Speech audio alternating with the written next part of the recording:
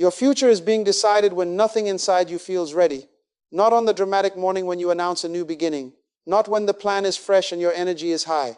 The decisive moment often arrives on an ordinary day, wearing ordinary clothes, asking for one ordinary decision.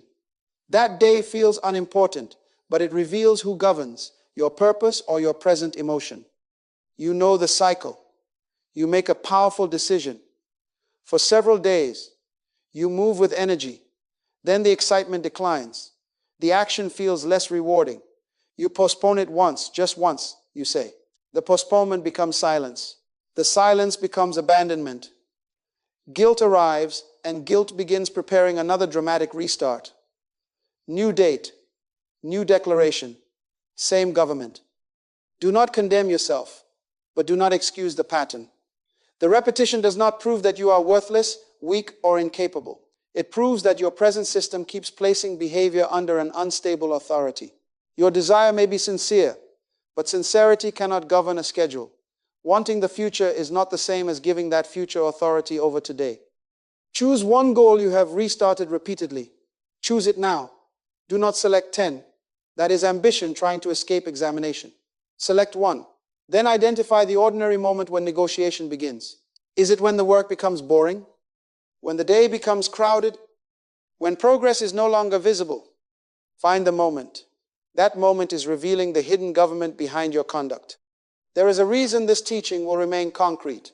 In the supplied content set, discipline, habits, and consistency examples reached 163,807, 118,752, 62,863, and 42,234 views, while generic transformation, excuse, and distant warning examples often remain below 4,000.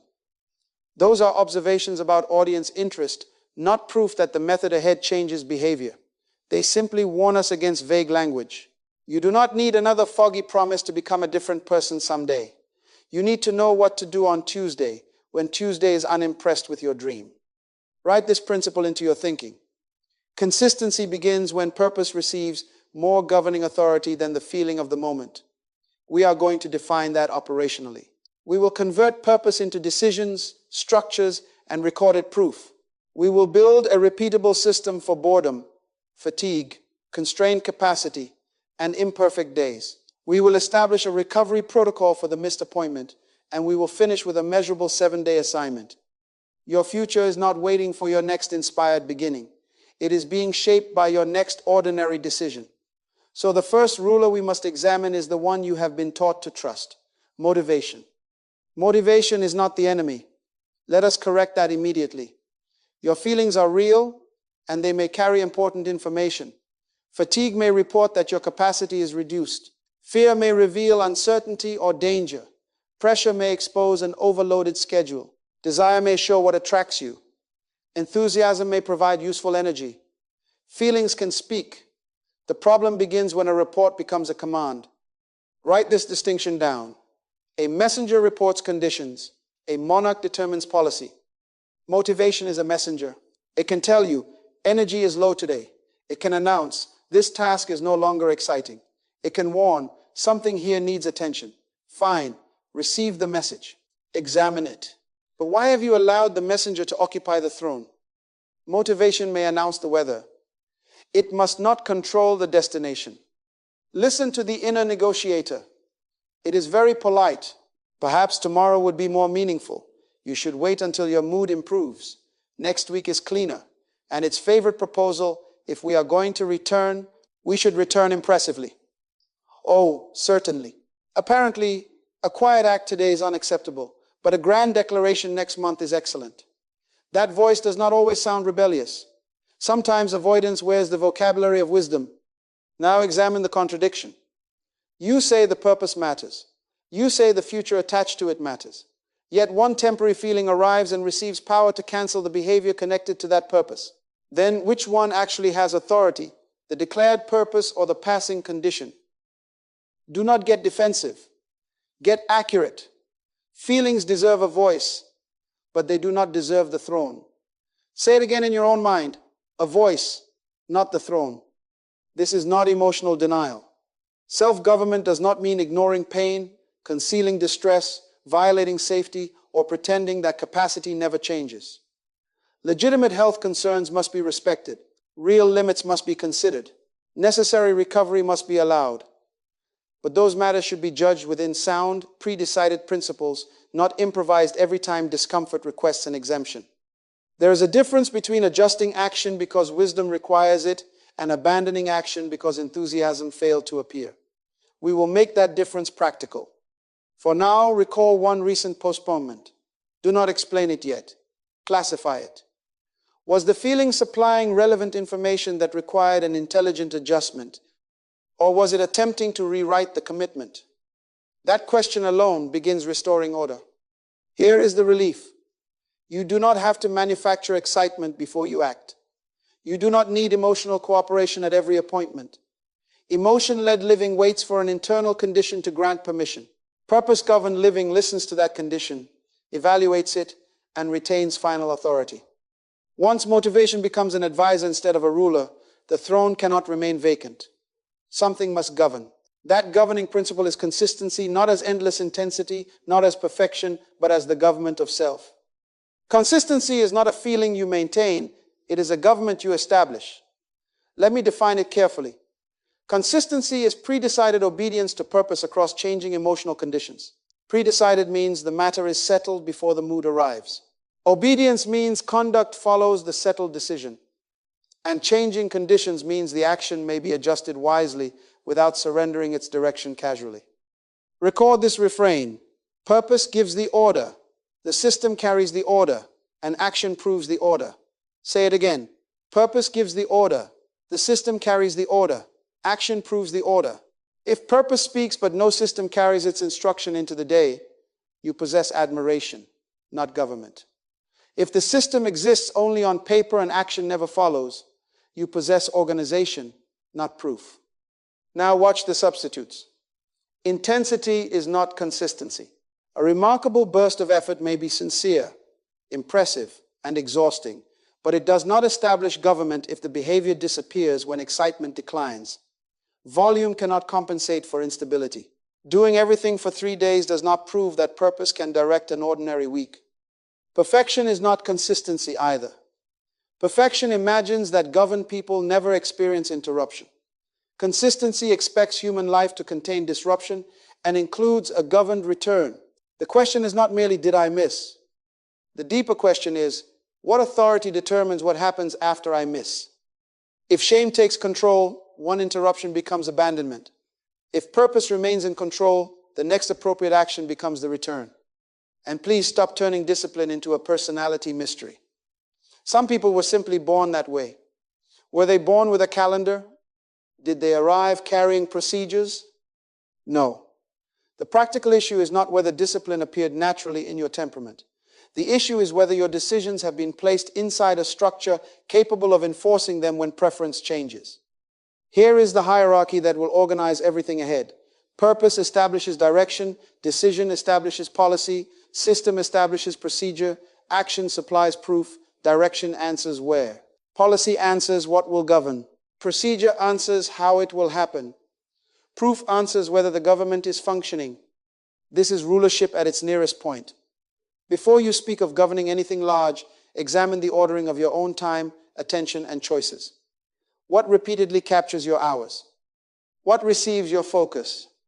What can overrule your declared priorities without appeal? Self-government becomes visible there, in arrangements so ordinary that excuses prefer to ignore them. Return to the one goal you selected. Which layer collapses? Is the purpose unclear? Is the decision still negotiable? Is the system absent? Or is action repeatedly withheld? Be precise. You cannot repair a structure by merely increasing emotion. Consistency is pre-decided obedience to purpose across changing emotional conditions. That definition restores responsibility, but it also restores control. You do not need a different personality. You need an operating order. Yet a government cannot function through a slogan alone. If purpose is to direct tomorrow, it must be translated into written policy, a personal constitution clear enough to issue an instruction. Then write the policy. Do not decorate the purpose. Do not merely admire it. An admired purpose with no defined behavior, cadence, boundary, or return rule may inspire you, but it cannot instruct you. And whatever cannot instruct your conduct cannot govern your day. Work with one goal. 1. A long list can make you feel ambitious while preventing you from becoming accountable. Select the goal you have repeatedly announced and repeatedly renegotiated. We are going to remove its hiding places. First, write whom or what this behavior serves, not the fantasy attached to the outcome, not the applause you imagine receiving. Name the responsibility. Perhaps the behavior serves your family, your craft, your health, your contribution, or a future obligation you have accepted. Purpose becomes sober when it stops asking, "What might I become?" and begins asking, "What has been entrusted to my care?" Now translate that responsibility into conduct. What will you do? When will it normally happen? Where does it belong? How often will it be performed? What observable result will mean that today's appointment is complete? I will work on it regularly is not policy. Regularly means whatever your mood wants it to mean. Clear policy can enter a calendar. Clear policy can be followed before enthusiasm arrives. Watch this carefully. Boundaries also belong in the Constitution. If health, safety, or genuine incapacity changes what is wise, define that authority in advance. This is not weakness. It is responsible government. A legitimate exception should protect the purpose and the person. An invented exception protects the mood from discomfort. When boundaries remain unwritten, pressure becomes a very creative lawyer. Then add the return clause. If the action is interrupted, when does it resume? At the next scheduled opportunity, at a specifically named alternative time. Decide now. An interruption should activate a procedure, not demand a new identity. You are not beginning your life again. You are returning according to policy. Bring the parts together in one sentence. Because this purpose matters, I will perform this behavior at this cadence. Under constraint, I will keep the defined floor, and after interruption, I will return at the named opportunity. Write your actual version. Replace every vague word. Name the behavior. Name the cadence. Name the return. Then test it. Could another person determine whether you completed the action without examining your mood, hearing your intentions, or interpreting your excuses? If not, the statement is still aspiration. Rewrite it. Purpose becomes government only when it can issue a clear instruction. Your valued future now has a policy capable of directing tomorrow. But one practical question remains. When tomorrow becomes difficult, what is the smallest honest action that must still count? That written policy still contains one vulnerable point. You know the normal behavior, but what happens when the day cannot support your best available performance? If you have not answered that question beforehand, emotional pressure will answer it for you. And emotional pressure usually offers two choices. Do everything impressively or do nothing at all. Write down these two words, ceiling and floor. The ceiling is the best performance your present capacity can responsibly produce. The floor is the minimum conduct your purpose is permitted to expect. The ceiling may rise with time, energy, skill, and opportunity.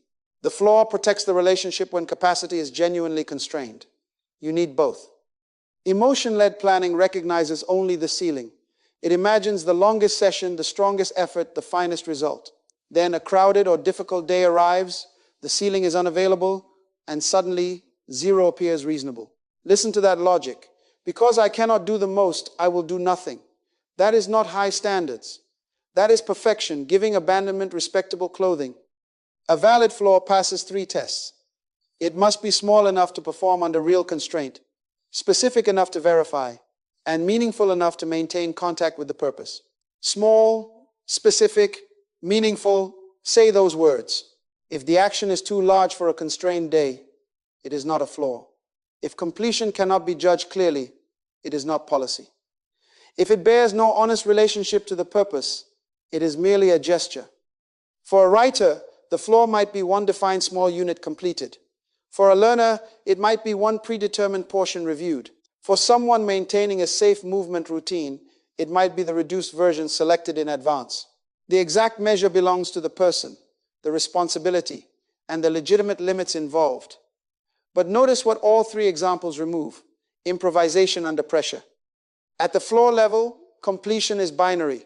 Was the defined unit completed or not? Was the portion reviewed or not? Was the safe reduced routine performed or not? Intensity does not decide. Elegance does not decide.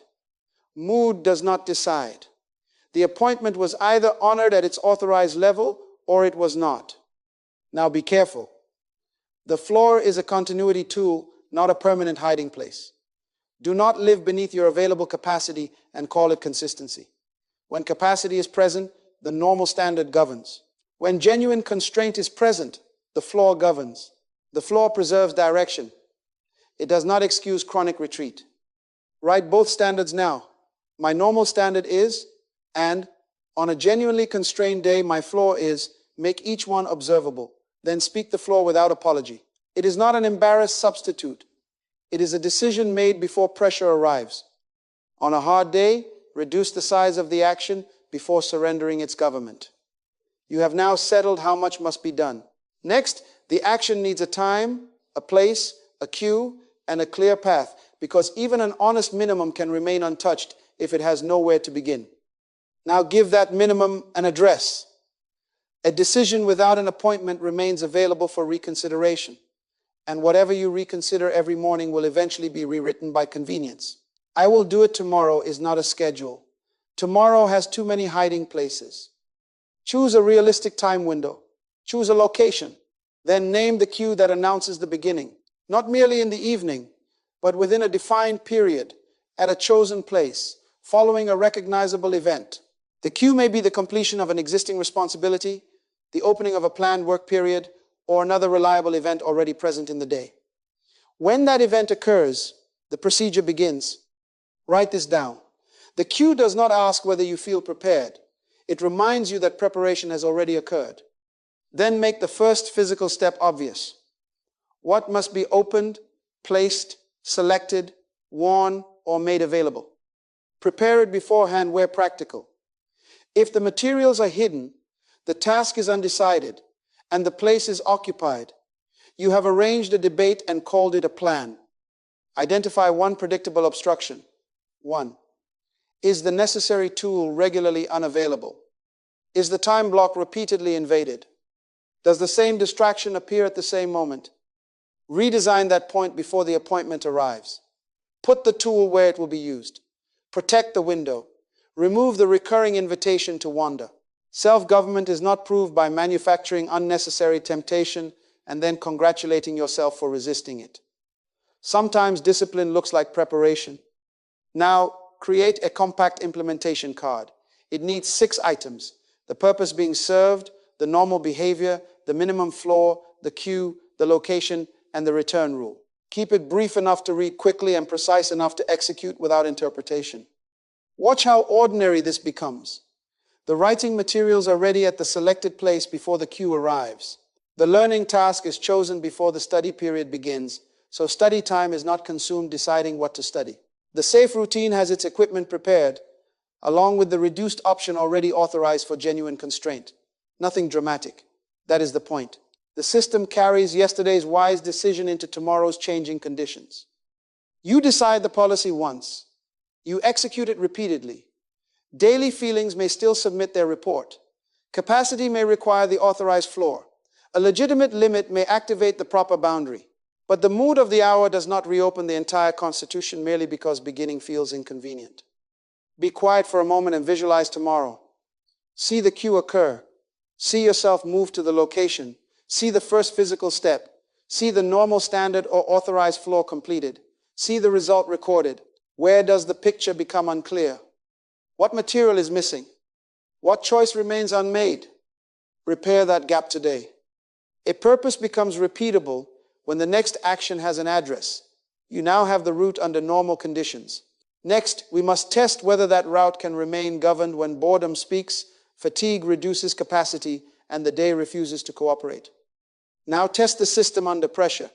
You need 3 governed modes, not one heroic setting that collapses the moment life becomes difficult. Normal mode performs the standard behavior. Constrained mode performs the defined flaw because capacity is genuinely reduced. Recovery mode protects health or safety when action would be unwise while preserving a specific appointment for resumption. Normal, constrained, recovery. Learn those words. They keep adjustment from becoming abandonment. Recovery mode requires special clarity. It is not, I do not feel like doing this, so I am recovering. That is escape borrowing responsible language. Recovery responds to a legitimate limit, and it names when the behavior will be reconsidered or resumed. Protection without a return point can quietly become disappearance. Wise rest has a boundary. Now consider boredom. Boredom often means the behavior has stopped entertaining you. It does not necessarily mean the behavior has stopped serving you.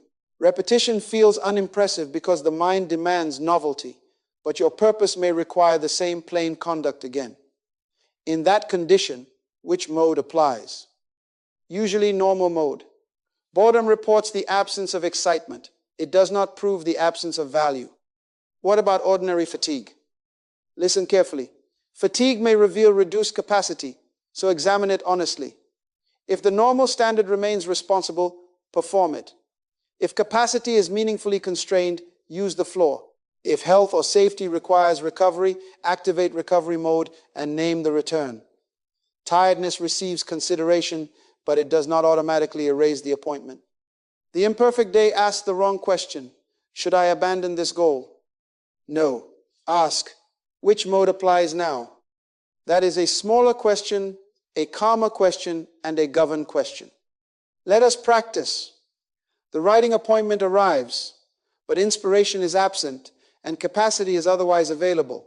Name the mode, normal mode. Perform the defined standard without demanding novelty. The learning period arrives after an unusually crowded day, and attention can support only the predetermined minimum. Which mode? Constrained mode. Complete the floor and preserve direction. The safe physical routine is scheduled, but a legitimate condition makes performance unsafe. Which mode? Recovery mode. Protect the person, record the condition, and preserve the named resumption point. Do you see the difference? One crowded afternoon does not possess the constitutional authority to issue a verdict on your entire future. Yet the inner negotiator becomes very official. Given today's inconvenience, we have concluded that the whole mission was unrealistic. Oh, thank you for that extensive investigation. It lasted 11 minutes. Calm down. Classify the condition. Select the mode. Perform the authorized action. Feelings report present conditions. The pre-decided mode interprets those conditions. Purpose retains final direction. Conditions may change the mode, but they do not automatically change the mission. Now the system can bend without breaking. But one question remains unavoidable. What happens when you do not use any mode and the appointment is missed anyway? Then call the miss what it is. An appointment was not kept. That is an event, not a verdict. It describes your conduct at one point in time. It does not define your identity, erase the purpose, or cancel the Constitution. Consistency is not proved by never being interrupted. It is proved when interruption is refused the authority to end the commitment. But guilt loves ceremony. Guilt says, we cannot simply return tomorrow. We need a new month, a perfect plan, a serious speech, perhaps special stationery. Be careful. The grand restart feels meaningful because it produces emotion without requiring immediate obedience. You do not need another identity ceremony. You need the next governed return. And do not punish yourself with an oversized catch-up effort. Missing one appointment does not require making the next appointment unbearable. If you double the burden, remove sleep, or demand heroic compensation, you may turn recovery into another obstruction. The immediate objective is not repayment, it is return. Write down the return sequence. 5 moves. First, name the miss without drama. I did not perform the scheduled action. No excuses, no insults. Second, identify the concrete obstacle. Was the cue missed? Was the time unrealistic? Was the environment unprepared? Did you refuse the available mode? Locate the failure. Third, adjust one relevant part of the system. 1. Move the cue, protect the time, prepare the material, clarify the flaw, or remove the obstruction. 4th, schedule the next valid opportunity. Name the day, time, and place. Soon is not a return appointment. Fifth, when the action is completed, record the return. The record matters because recovery must become visible, not merely intended. Suppose the writing appointment was missed. The dramatic response says, I have lost discipline.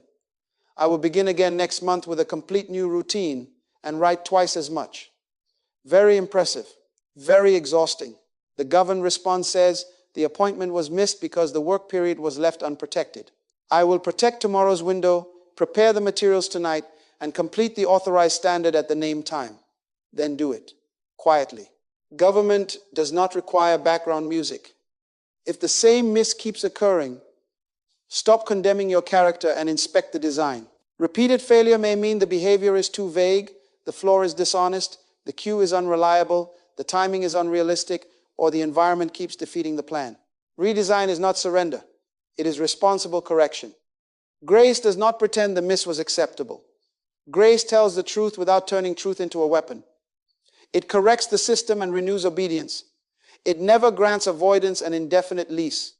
Rehearse this response. The miss is acknowledged. The purpose remains. The next appointment is named.